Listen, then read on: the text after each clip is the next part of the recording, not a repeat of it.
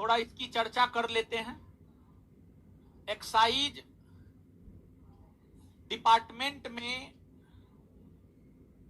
Vacancy निकला है और इसमें सब इंस्पेक्टर का 11 गो पोस्ट है। इससे पहले जब वैकेंसी निकला था एक्साइज में 126 पोस्ट के लिए निकला था, 126, और जब इस बार निकला है तो 11 के लिए निकला है। और 126 वाला जब निकला था तो उस समय 1717 भी निकला था।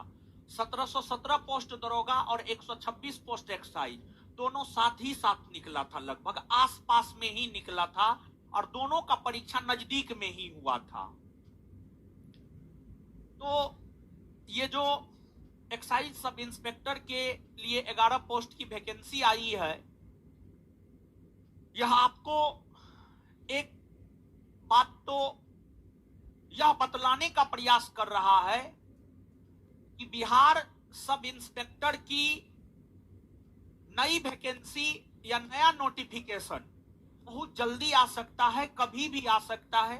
मई में कभी भी आ सकता है, मई में नहीं आया तो जून में आ सकता है, जून में नहीं आया तो जुलाई में आ सकता है, लेकिन इससे टपेगा नहीं। यही 3 माह में हो सकता है कल्हे दे दे, या हो सकता है जून में दे या जुलाई में दे दे। अगस्त से पहले आने की संभावना है, लेकिन हो सकता है हम गलत भी हो, लेकिन अगस्त से पहले आने की संभावना है जहां तक हमारी जानकारी है। कल भी दे सकता है या अगस्त से पहले कभी भी दे सकता है, पहली बात ये।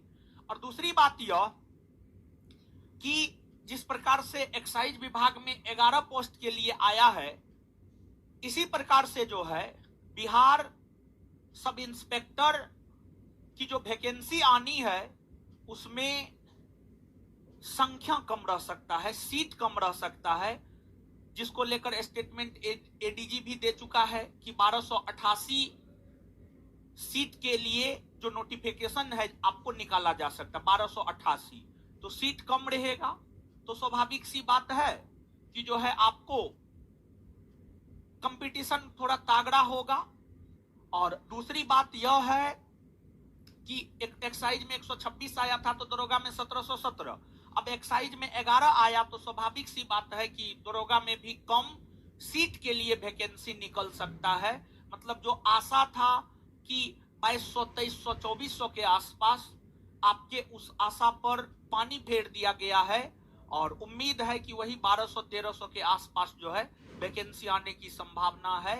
अब देखिए ये सब चीज बोर्ड के क्षेत्राधिकार में आता है, जो पेपर में दिया है, जो अन्य लोगों से बात किए हैं उसी आधार पर हम आपसे बात कर पा रहे हैं। तो 1200-1300 पोस्ट के लिए ही आ सकता है और कभी भी आ सकता है। तो इसके लिए बहुत ज्यादा परेशान होने की जरूरत नहीं है, बहुत ज्यादा चिंतित होने की जरूरत नहीं है।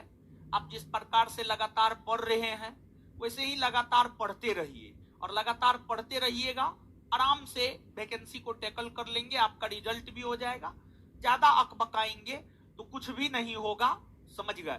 और बरसाती मेढक मत बनिए कि कभी उगे और कभी नहीं उगे, कभी क्लास किए कभी क्लास नहीं किए, कभी टेस्ट दिए और कभी टेस्ट नहीं दिए। तो जो आप बरसाती मेढक बने हुए हैं, बरसाती मेढक आप मत बनिए।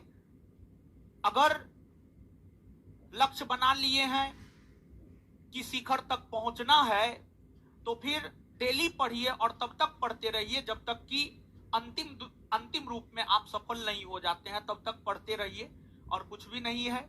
और बहुत ज्यादा कंफ्यूजन में जाने की जरूरत नहीं है। जो पढ़ा रहे हैं, जितना पढ़ा रहे हैं, जो होमवर्क दे रहे हैं, जो टेस्ट करवा रहे हैं, सफिशिएंट है आपके लिए। इससे बाहर कुछ नहीं है। इससे बाहर अगर जाएगा कोई विद्यार्थी, पूरे भारतवर्ष की हम बात कर रहे हैं, पूरे भारतवर्ष का कोई विद्यार्थी नहीं बनाएगा।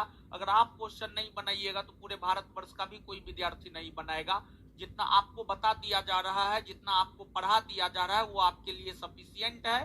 बस जरूरत है चीजों को आत्मसात करने की, जरूरत है चीजों को जो है अपने होंठ पर लाने की। अभी ही जितना पढ़ाए हैं उतना भी चीज जो है लोगों के होंठ पे नहीं होगा, जबकि होना ये चाहिए कि जितना पढ़ा दिए हैं उतना एकदम होंठ पे रहना चाहिए।